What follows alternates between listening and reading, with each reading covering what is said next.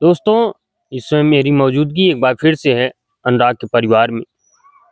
जैसा कि आप सभी जानते हैं कि आज कोर्ट में तारीख थी उस मकान के लिए, जिस मकान को लेकर उस मासूम बच्चे की हत्या हुई थी।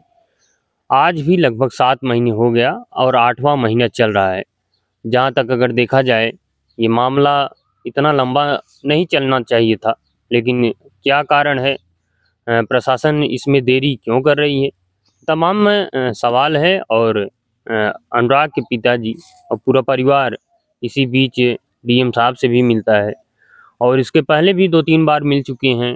क्या कुछ आश्वासन मिलता है, क्या कार्रवाई की कुछ डेट तय होती है, इन सब बातों को लेकर फिर से हम अनुराग के पिताजी के पास आए हैं और उन्हीं सब विषय पे चर्चा होगी। आज चाचा जी एक बार फिर से तारीख था, क्या कुछ जानकारी मिली? जी भैया, फिर 23 को तारीख मिल गई है। जी जी। और मैं तो कोर्ट जा नहीं पाया, क्योंकि जब जब डेट पर जाता हूँ तो तमाम चीज़ें दिमाग में चलती हैं। बेचैनी, घबराहट होती है और ये उम्मीद रहती है कि आज कुछ होगा कि नहीं होगा, क्या होगा, कैसे होगा। तो सोचते सोचते परेशानी बढ़ जाती है, इसलिए अभी अब मैंने जाना छोड़ दिया कोर्ट। से इतना लंबा समय बीतता जा रहा है, 7 महीने बीत गया, 8वां महीना चल रहा है। अभी क्या लगता है कि इस मामले में ऐसा क्या कुछ है कि जिससे देरी हो रही है? अब भैया कोई कानूनी दांव पेच होगा। हमको तो उतनी जानकारी नहीं है। डीएम साहब से हम मिले, डीएम साहब ने आश्वासन दिया कि नहीं, आपका काम होगा, आप चिंता मत करिए। और चिंता आप कैसे न करें, जी जी। चिंता की ही तो देन है। देखिए कंडीशन क्या हो गया है, धीरे धीरे सूख रही है, शरीर काटा होते जा रही है। डीएम साहब से आपने 2 बार इसके पहले भी मुलाकात किया है, 2-3 बार, और फिर से मुलाकात किया। क्या वो जो आश्वासन था, इस आश्वासन में क्या कुछ देखने को मिला? नहीं, डीएम साहब मिले और उन्होंने कहा, देखते ही बोले कि आपका काम होगा, आप चिंता मत करिए, उसका घर गिराया जाएगा। हाँ, तो डीएम साहब बोले हैं, देखिए कब तक फाइनल फैसला होता है, तहसीलदार साहब कब करते हैं। तहसीलदार साहब ने कहा कि फिर से स्थलीय निरीक्षण हो उस जमीन की, जिस जमीन पे नोटिस चस्पा हो चुकी थी हत्या के 1 हफ्ते 10 दिन बाद। उस जमीन की फिर से असली निरीक्षण करने का क्या कुछ हो सकता है कारण? अब ये कारण तहसीलदार साहब ही बता सकते हैं भैया। स्थलीय निरीक्षण एक बार किए थे, फिर क्यों उनके मन में क्या आया, क्या समझ के फिर से आदेश दिए हैं। नहीं, आप अगर लगे हैं उस मकान के लिए, अगर लगे हैं तो वो सरकारी जमीन है, जी ये तो आपको पता है। जी ग्राम प्रधान ने भी बता दिया है, जी। सारी प्रक्रिया हो चुकी है, तो फिर इस प्रकार की बातें क्यों आती है? क्या कुछ लगता है? भैया, ये इस सवाल का सही जवाब तो तहसीलदार साहब ही दे सकते हैं। नहीं, वो तो दे सकते हैं, लेकिन अगर इतना लंबा समय बीतता है, क्या आपको नहीं लगता कि अगर एक जिस चीज़ की जांच हो चुकी है, दोबारा उस चीज़ में जांच होती है, तो फिर से क्या इस मामले को ये होता है कि झोल मतलब सूखे बस्ते में डाल देंगे कि वो मामला लंगर होता चला जाएगा, लेट होता चला जाएगा? भैया देखिए, जिस तरह से ये मामला इतना हाईलाइट है और पब्लिक, आज भी कितने भाई लोग ड्यूटी छोड़ के बैठे थे। जी जी। ड्यूटी पे नहीं जाते लोग कि नहीं यार उसमें क्या हो रहा है। इतने फोन्स आते हैं, फोन मैंने स्विच ऑफ करके रख दिया, क्या जवाब दूं। जी जी। क्या जवाब दूं किसी को। अब वो लोग कहीं ना कहीं कुछ ना कुछ तो है। धीरे धीरे मामला पुराना हो जाएगा, 7-8 महीने बीत चुके हैं, धीरे धीरे लोग भूल जाएंगे और उसके बाद मामला खत्म। फिर आज भी चलिए कोर्ट दौड़िए। अगर देखा जाए, सबसे लंबा समय तक अगर ये चला है, तो मुझे लगता है 7 से 8 महीना अगर अभी भी जीवित है कहीं न कहीं सोशल मीडिया के माध्यम से।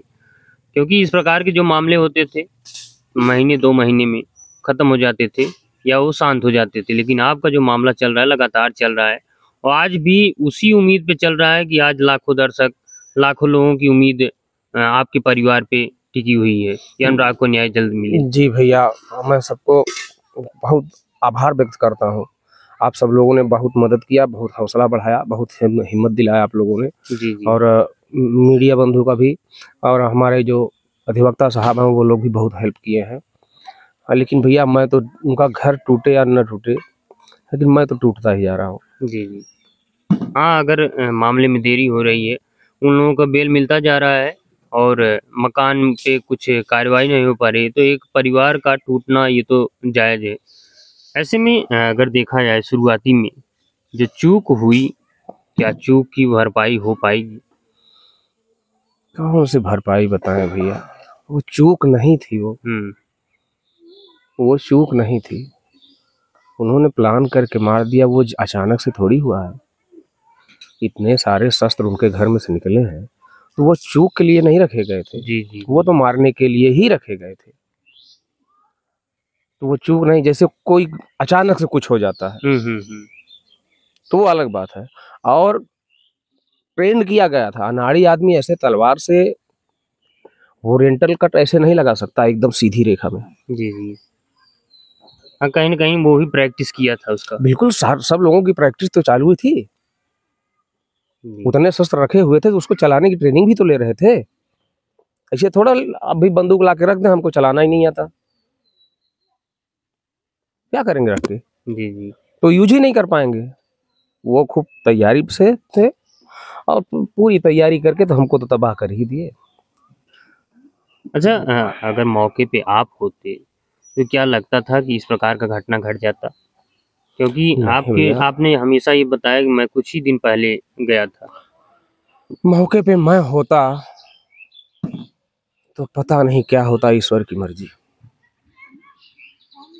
जिस तरह से मेरे बेटे को काट के भाग गए थे ना, कोई बाप बर्दाश्त नहीं कर पाता।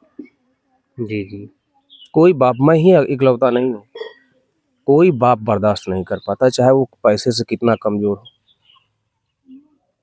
लेकिन कहीं न कहीं उनके पास पैसा भी था और संख्या बल भी ज़्यादा थी आपके परिवार के अनुसार, जी क्योंकि जी आप बिल्कुल अकेले थे, जी। उनके यहाँ 8-10 लोग थे हमेशा। हाँ हाँ, वो लोग हमेशा प्लान करते थे, सब लोग साथ में चलते थे, सुबह शाम रेकी भी करते थे, बाजार कब जा रहे हैं, घर से कब निकल रहे हैं। जी तो जी, सारी चीजें करके फुल प्लानिंग के तहत, और उसके बाद उनको जब पता चला कि वो नहीं है तो उन्होंने अमली जामा पहना दिया प्लान को अपने। तो क्या अब क्या कुछ लगता है कि धीरे-धीरे जिस प्रकार से उनकी बेल मिलती जा रही है, अगर बेल मिल जाएगी सबकी आँखें यहीं रहेंगी? जी भैया, बेल मिल जाएगी, वो लोग छूटेंगे, लोग भूल जाएंगे अनुराग को। कोई अनुराग था, कोई रामजीत था, वो लोग इत्मीनान से अपनी जिंदगी जिएंगे। जी जी, जेल से निकल के आएंगे, सब लोग साथ में रहेंगे।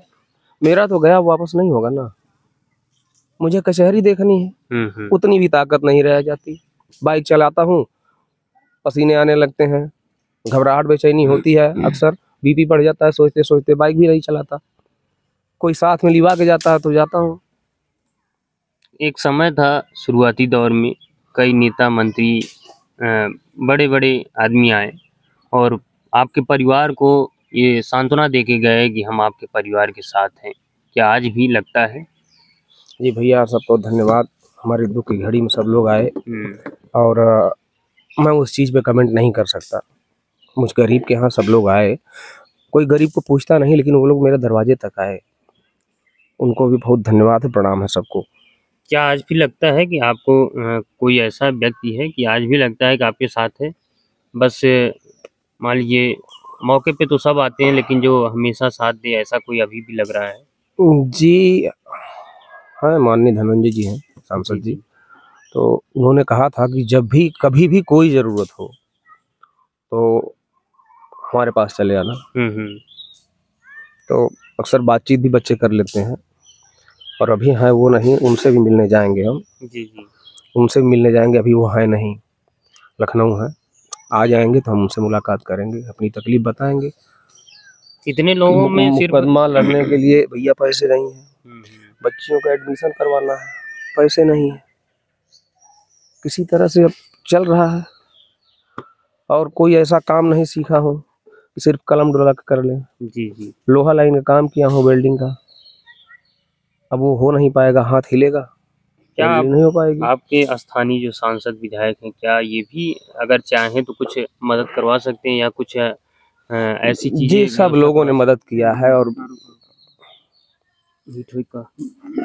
कोई रेकी हुई क्या, कुछ ऐसा कुछ अब अनुभव हो रहा है, कुछ जानकारी मिल रही है? नहीं भैया, कोई जानकारी नहीं मिल रही। वो लोग कुछ भी कर सकते हैं। जी जी, नहीं, पहले तो ऐसा एक बार ऐसा हुआ था आपके घर के पास, आपने बताया हाँ था कि हाँ, चढ़ गए थे वहाँ। हाँ, तो कप्तान साहब ने वही तब सुरक्षा व्यवस्था मुहैया करवाया जी जी। और उनको गिरफ्तार करवाया गया था।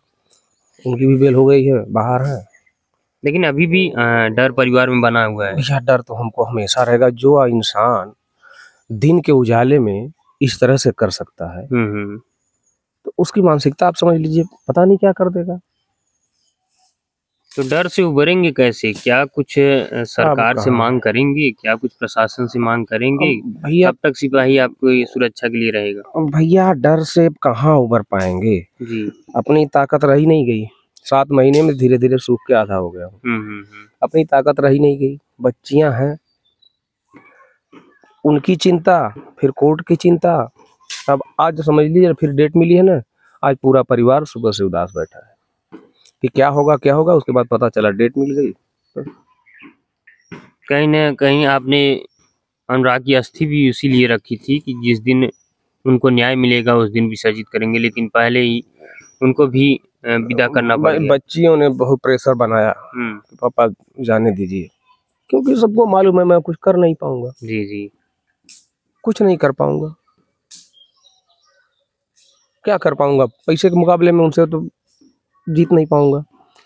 लालता की पेंशन आ ही रही है, उनका बेटा ड्यूटी पा ही गया है, और लोग छूटे हैं नौकरी करने लगेंगे, उनके तो इनकम का जरिया है, फिर मेरा तो सहारा गया। जी जी। तो दोस्तों, पूरा मामला आपने देखा। 7 महीने बीत गया और 8वां महीना चल रहा है। एक परिवार गरीबी तो झेलता था, बेटा तैयार हुआ, ये हुआ कि बेटा हमारा देश का नाम रोशन करेगा। वो ताइक्वांडो का इतना बढ़िया प्लेयर था कि उसने इसी उम्र में क्या कुछ नहीं कर सका, सब कुछ करके दिखा दिया। और शायद आज होता, मुझे लगता है 7 महीने 8 महीने में वो कहीं न कहीं फिर से मेडल लाता और परिवार का नाम हमेशा ऊंचा रखता।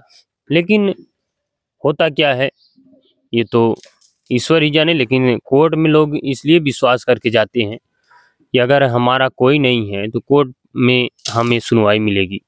लेकिन होता वही है कि जिसके पास पैसा होता है, जिसके पास बाहुबल होता है, कहीं न कहीं वो एक गरीब परिवार को हमेशा दबा के रखता है।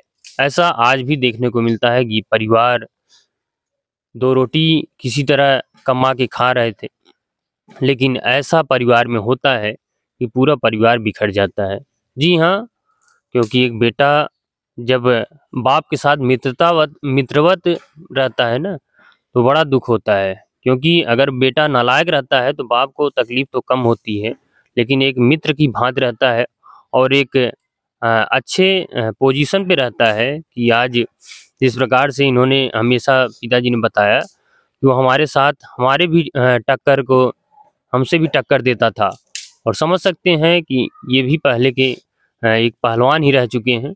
और बेटा जहाँ तक देखा जाए लगातार टक्कर देता था और पिता हमेशा चाहते थे, इन्होंने ये भी बताया कि मैं जितना पैसा लगता मैं उसके लिए उतना पैसा खर्च करता, लेकिन सपना सपना ही रह गया। और वो मामला अब कोर्ट में है। कोर्ट में भी फिर से 23 को तारीख पड़ी है। क्या फिर से कुछ कार्रवाई होगी? क्योंकि परिवार डीएम साहब से भी मिला। डीएम साहब ने आश्वासन तो दिया, क्या इस आश्वासन पे क्या कुछ हो सकता है? 23 तारीख को तारीख है असली निरीक्षण का, क्या उसके पहले असली निरीक्षण हो पाता है कि नहीं? क्योंकि 1 हफ्ते 10 दिन पहले तो ये बताया गया था, 2 तारीख को तारीख था, लगभग 10 दिन का मौका था, अभी तक तो कुछ हो नहीं पाया। आज तहसीलदार साहब बैठे भी नहीं और अब अगली तारीख पे क्या उसके बीच में कुछ ऐसा कुछ होता है कि इस परिवार को किसी प्रकार की खुशी मिलेगी? क्या ये मकान ढहेगा? क्या उस परिवार की जो बेल लगातार हो रही है रुकेगी? अब ये तो आगे ही पता चलेगा। तो ऐसे में क्या कुछ होता है मैं ज़रूर आपको जानकारी दूंगा।